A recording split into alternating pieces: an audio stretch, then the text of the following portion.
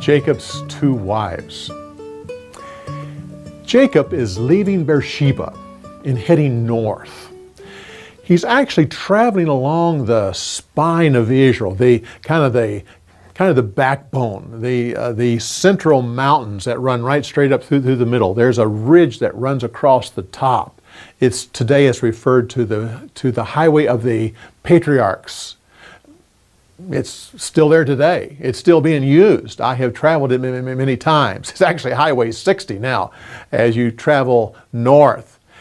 When you read the scriptures, you think that maybe Jacob left Beersheba that morning and he's spending the first night at Bethel. Well, that's not the case at all. It's about 48 miles of walking to get there. The thing that strikes me is that, and I don't understand it, is that he refers later on that he's leaving Canaan with only a walking stick. That's strange. Isaac has sent him away with no provisions for this wife that he is supposed to get.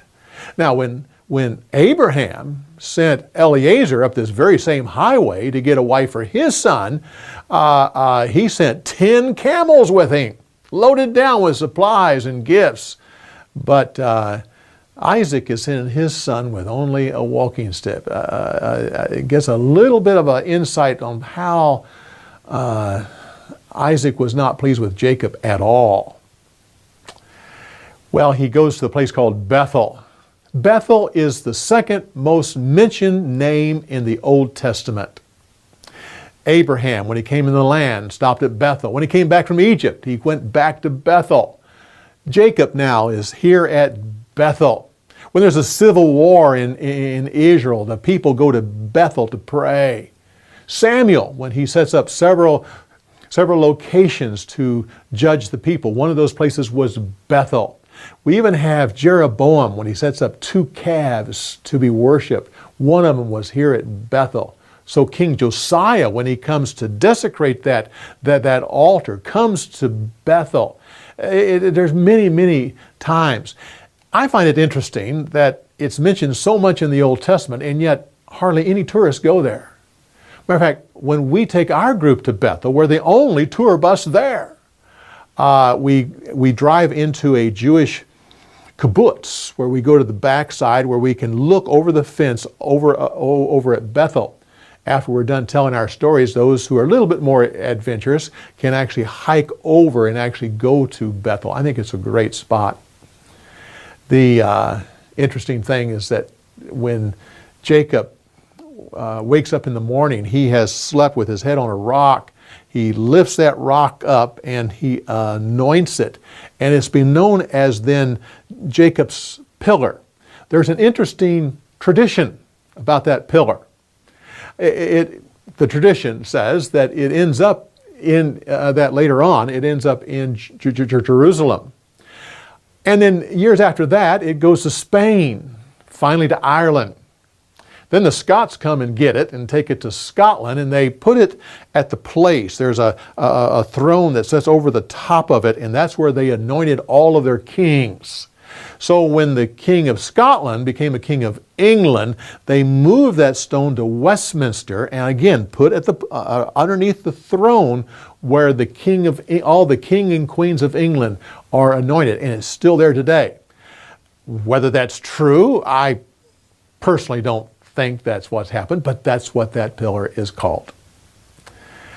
When he gets to Laban's house and finds he has 2 daughters, one of them is Leah, and it describes her as having tender eyes. As I was growing up, I was always told that meant she had weak eyes, that she couldn't see very well. And it's probably an indication that she wasn't as beautiful, that she was homely. Only to find out that when you have the Jewish writers talking about their forefathers and foremothers, probably wouldn't have pointed out some some weakness like that. In actuality, the word actually means soft, beautiful eyes. It was a striking thing about her. It was her place of beauty. Where she had soft, beautiful eyes, Rachel was just beautiful all over.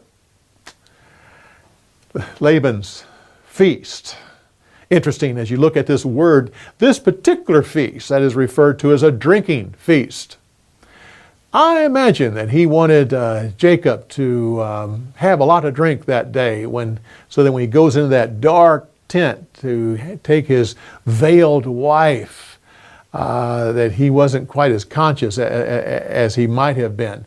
And I think in a sense, when Jacob wakes up, he has more than one reason to have a hangover. When it says that he has to work another 7 years for Rachel, now he doesn't have to wait 7 years to get her. He just has to work another 7 years. He only has to wait 1 week, 7 days. That 7 days was actually a wedding week. A wedding lasted for 7 days. It wouldn't have been proper for him to take another wife while he's still in the wedding of his first wife. During all of this, you have Esau. Esau, while Jacob is going to his mother's family, Esau goes to Ishmael's family. And there he marries one of Ishmael's daughters. So while Jacob is marrying the niece of his mother, Esau is marrying the niece of his father. Both of them marrying their cousin. Interesting how this comes down to us today. Well, come back when we give you more insights on the story.